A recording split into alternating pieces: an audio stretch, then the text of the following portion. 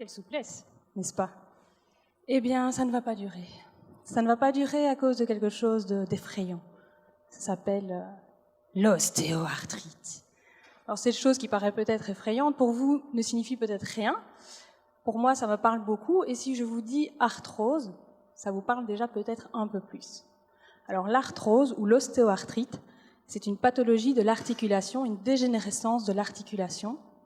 Et par exemple, l'articulation, ça peut être le genou, qui est l'union entre le fémur et le tibia pour la vie. C'est romantique, une articulation. Au sein de cette articulation, les os sont couverts d'une couche de cartilage. Ce cartilage va favoriser le glissement des os entre eux, mais aussi permettre d'amortir les chocs. Et ce cartilage peut être comparé à un mur. On a déjà parlé d'un mur tout à l'heure. Mon mur, à moi, va être constitué de briques, le collagène, et d'un mortier qui est un mélange entre de l'eau et des protéoglycans. Donc ce cartilage, avec le temps ou lors de chocs répétés, va se dégrader et finir par disparaître et on va observer un trou au niveau du mur. Donc ce trou, malheureusement, va correspondre à un stade tardif de la pathologie. À ce stade, en fait, le cartilage ayant de faibles capacités de régénération, il s'agit de lésions irréversibles et bref, il est trop tard.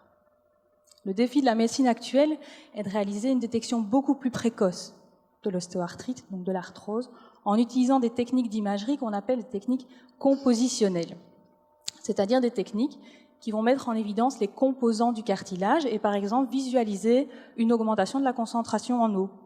Ceci revient à visualiser une tache d'humidité et ceci bien avant que le mur ne s'effondre.